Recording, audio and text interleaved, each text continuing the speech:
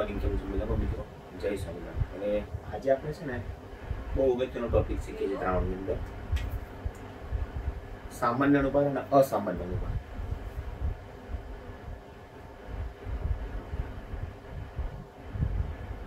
સામાન્ય આણ્વિક અને અસામાન્ય આણ્વિક.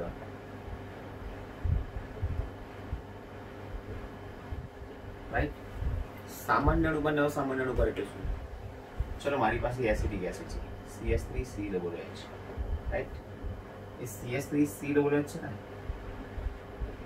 એનો સામાન્ય અને અસામાન્ય અણુપાત એટલે શું?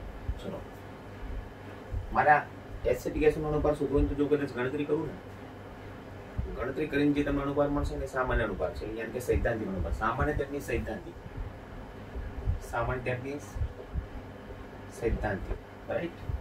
અને અસામાન્ય એટલે પ્રાયોગિક. અસામાન્ય એટલે પ્રાયોગિક. તો અહીંયા અણુપાત કેટલો મળશે? તો કાર્બન 2 છે એટલે 2 કાર્બન અને કાર્બનનો પરમાણુ ભાર કેટલો? તો કે 12. ચલો, હાઇડ્રોજન કેટલા? ટોટલ 4 કૌંસમાં 1, ઓક્સિજન કેટલા? 2, તો 2 કૌંસમાં 16. એટલે આ તમે ગણતરી કરશો ને તો 60 ગ્રામ પ્રતિ મોલ આવશે. એટલે આ જે અણુપાત આવે ને એ એસિડિક એસિડનો સામાન્ય અણુપાત એટલે કે સૈદ્ધાંતિક અણુપાત કહેવાય.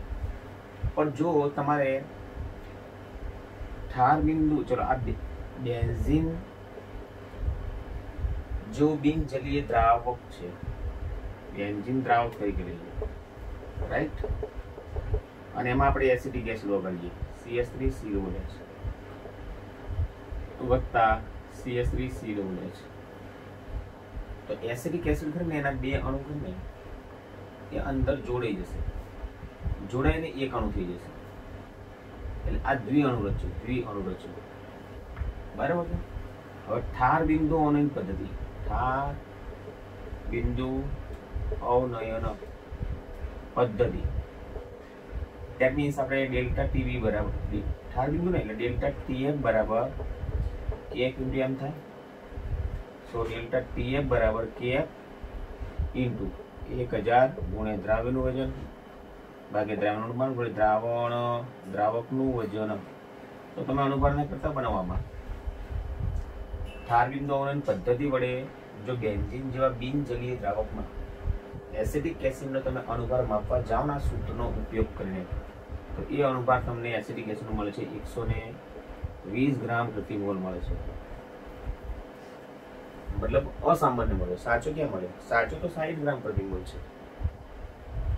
તો આ જે અનુભાર મળે ને એને અસામાન્ય એટલે કે પ્રાયોગિક રીતે માપેલો અનુભાર છે. બરાબર છે. બેન્ઝીન જેવા બિનજલીય દ્રાવકમાં ઠાર બિંદુ અવનયન પદ્ધતિ વડે જો એસિડિક એસિડનો અણુભાર તમે માપવા જાઓ ને તો તમને એ અણુભાર મળશે 120, જે સાબિત કરે છે કે એસિડિક એસિડના 2 અણુ જોડાયેલા છે. એ કેવી રીતે જોડાયા તમે લેક્ચરમાં ભણાવેલું છે. બરાબર છે. ઓકે. તો એક નોર્મલ છે. તો અસામાન્ય અણુભાર મળ્યો. ચલો, હવે અસામાન્ય અણુભાર ક્યારે મળે સમજી લો. અસામાન્ય અણુભાર ક્યારે મળે? સામાન્ય અણુભાર ક્યારે મળે? તો 2 શક્યતા છે. એક તો વિયોજન થાય ત્યારે, અને બીજું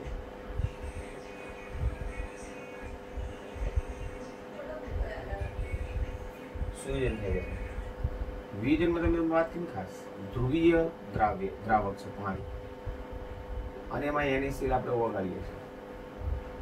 તો આ NaCl નો તમારી પાસે એક અણુ છે. જો NaCl નો પાણીમાં ઓગાળશો તો NaCl માંથી આયનીકરણ થશે, એટલે Na પ્લસ ને Cl માઇનસ 2 આયનો બનશે. એટલે કેટલા કણો થઈ ગયા? 2. એટલે એકમાંથી 2 થયા. તો દ્રાવ્યકણની સંખ્યામાં શું વધારે છે?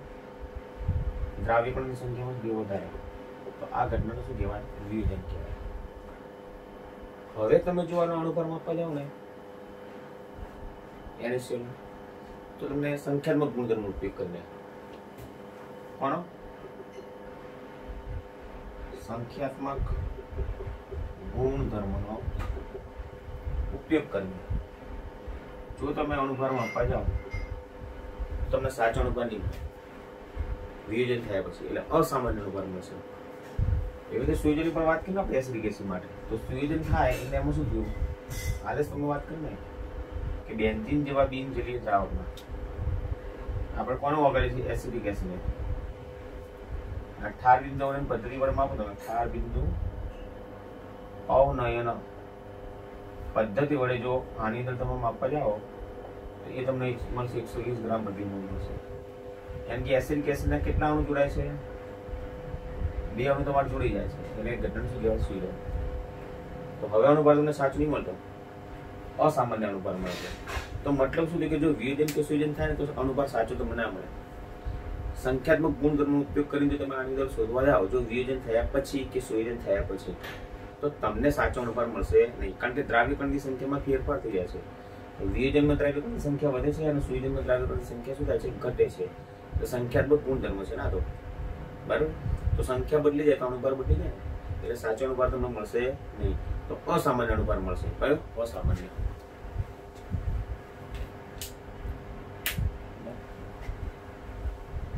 તો સાચો અનુભાર શોધવું તો શું કરવું? તો 1880 ની અંદર વોન્ટ ઓફ અવયવ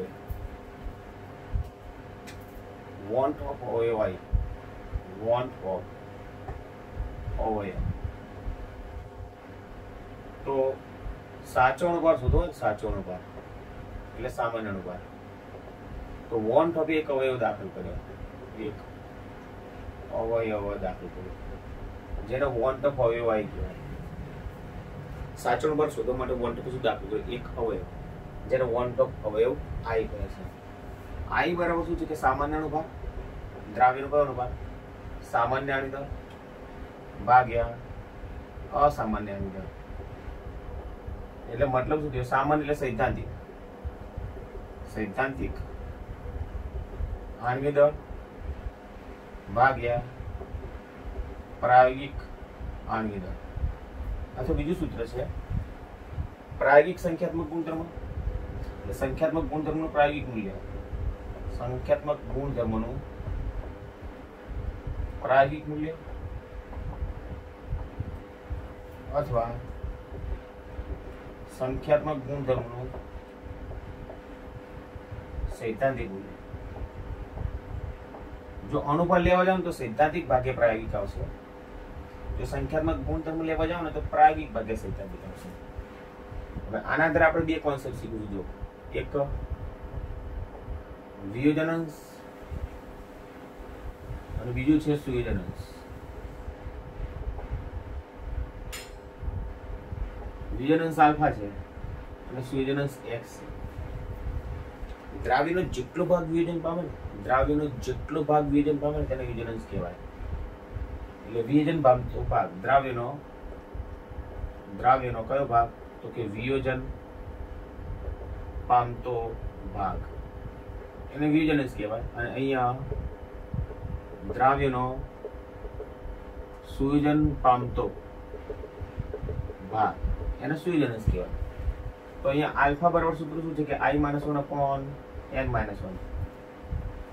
આલ્ફા એટલે વિયોજનંશ છે. જ્યાં I છે ને એ વોન્ટ ઓફ અવયવ છે અને n છે ને વિયોજનથી છૂટા પડતા આયનોની સંખ્યા. n શું છે? તો કે વિયોજનથી છૂટા પડતા આયનોની સંખ્યા. ચલો હવે અહીંયા સુયોજનંશ આલ્ફા, તો નીચે તો n-1 જ મૂકું, રાઈટ. પણ જે I-1 છે જગ્યાએ 1 - I કરી નાખું અને ઇન્ટુ n કરી નાખું. નીચે તો n-1 જ છે, પણ ઉપર I-1 છે જગ્યાએ 1 - I કરી નાખું ઇન્ટુ n કરી નાખું. પણ અહીંયા શું છે? સુયોજનથી જોડાતા કણોની સંખ્યા. સુયોજનથી જોડાતા કણોની સંખ્યા. મેં જોયું સૂત્ર આપેલું નથી, પણ તમારા સૂત્રનો ઉપયોગ કરીને દાખલા ગણી શકો છો. એકદમ ઈઝી સૂત્ર થઈ ગયું, બરાબર છે. તો વિયોજનંશ અને આ સુયોજનંશ તમારા બધા સૂત્રો વેરી મોસ્ટ આઈએમપી છે.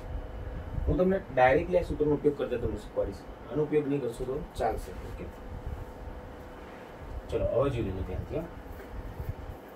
તમારે શું 30% સિલેબસમાં કાઢી દીધું, પણ કોન્સેપ્ટ અગત્યનો છે, બરાબર.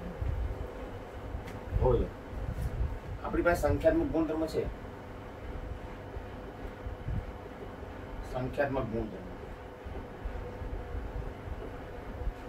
એમાં તમારે વોન્ટ ઓફ અવયવ આઈ દાખલ કરવો છે, રાઈટ. વોન્ટ ઓફ અવયવ આઈ.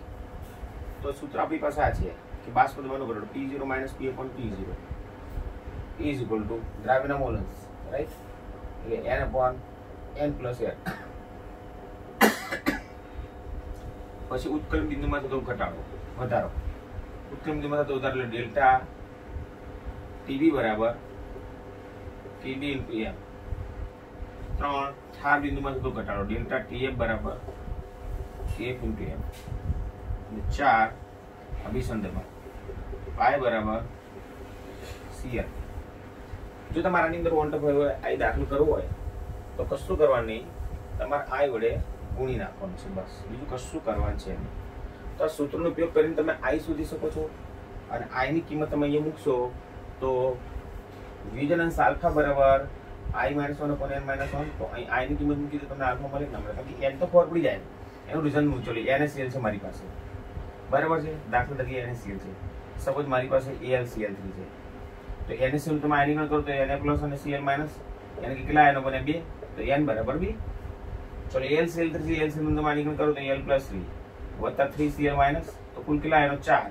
તો n બરાબર 4. તો આ તો ઈઝી છે, બરાબર. સપોઝ મારી પાસે K4 FeCl6 છે, ઓરિજિન ફેરોસાયનાઇડ. તો K કેટલા? 4. તો 4K+, એટલે આમાં જો આ K અને આ સંકીર્ણ એનું પ્રમાણ 4:1 છે. જો K 4 છે અને આખો સંકીર્ણ 1 છે, એટલે 4:1 એટલે ટોટલ કેટલા થાય? 5 આયનો થાય કે ના થાય? તમે આનું આનીકરણ કરો તો તમને ખ્યાલ આવી જાય. તો 4K+ વત્તા FeCl6 અને -4. તો આ 4 આયનો અને આ એક આખો આયન એટલે 5 આયનો થયા ના થયા? તો n બરાબર તમને અહીંયા આવશે 5. n બરાબર 5 આવશે. ઈઝી થઈ ગયું એકદમ.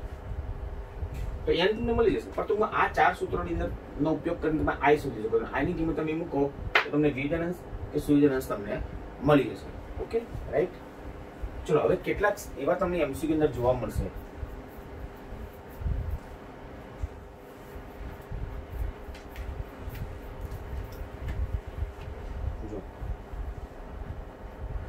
એક, જો વિયોજન થાય તો વિયોજનથી હંમેશા દ્રાવ્ય કણોની સંખ્યા વધે. દ્રાવ્ય કણોની સંખ્યા શું થાય? વધે. જેમ કે NaCl નું તમે વિયોજન થાય તો NaCl માંથી 2 આયનો મળશે. NaCl નો કણ 1 છે પણ એમાંથી આયનો બન્યા 2, એકમાંથી 2 એટલે વધી. તો હંમેશા તો I વધી તો I > 1 થાય, રાઈટ. દાખલા તરીકે એક્ઝામ્પલ તમને લખું. દાખલા તરીકે એક્ઝામ્પલ NaCl KCl બરાબર છે. પછી MgCl2 FeCl3, right. K4 FeCl6. તો દરેકનું આયનીકરણ થાય એમાં કણોની સંખ્યા શું થશે? વધશે. સેકન્ડ, જો સુયોજન થાય તો કણોની સંખ્યા ઘટે તો I <1 આવશે. તો બેન્ઝીનમાં એસિટિક એસિડ, બેન્ઝીનમાં એસિટિક એસિડ. તો એસિટિક એસિડ નું શું થાય? સુયોજન થાય છે. તેના 2 માંથી એક કણ થઈ જશે. પણ જો હું પાણીમાં એસિટિક એસિડ લઉં ને, નોટેડ પોઈન્ટ, પાણીમાં જો એસિટિક એસિડ લઉં ને, એસિટિક એસિડ, તો પછી વિયોજન થાય. કારણ કે પાણીમાં છે ને CH3COOH છે, એનું આયનીકરણ થાય. 2 આયનો છૂટા પડે. પોઈન્ટ જબરજસ્ત અગત્યનો છે. પાણીમાં એસિટિક એસિડ નું વિયોજન થાય તો પાણીમાં છે ને I > 1 આવશે, પણ બેન્ઝીન લઉં તો I < 1 આવશે. Note a point. ઓકે, ચલો. થર્ડ, જો સુયોજન કે વિયોજન ન થાય, સુયોજન કે વિયોજન ન થાય તો I 1 થી મોટો પણ ના હોય કે 1 થી નાનો પણ ના હોય, એટલે કે 1 હોય, બરાબર. તો એના માટે એવા કયા પદાર્થો છે કે જેનું દ્રાવણમાં સુયોજન કે વિયોજન થતું નથી? તો છે આપણી પાસે યુરિયા છે, બરાબર છે. પછી ગ્લુકોઝ છે, રાઈટ. સુક્રોઝ છે. એટલે ટૂંકમાં સાદી ભાષામાં કાર્બોહાઈડ્રેટ લઈ લો, બધી સરગ્રા કાર્બોહાઈડ્રેટ્સ, રાઈટ. તો યુરિયા છે, ગ્લુકોઝ છે, સુક્રોઝ છે, કાર્બોહાઈડ્રેટ છે, બરાબર છે. એના માટે હંમેશા I બરાબર શું આવશે? 1 આવશે. એટલે આ તમારા માટે વેરી મોસ્ટ ઇમ્પોર્ટન્ટ ક્વેશ્ચન્સ છે. મોસ્ટ ટાઈમ એટલે ઘણા બધા MCQ ના આધારે પૂછાશે. ઓકે, ચલો હવે આના પર આધારિત આપણે દાખલા છે ને નેક્સ્ટ ટાઈમ જોઈશું. ઓકે, એટલે સુધી કમ્પ્લીટ ક્લિયર બેટા.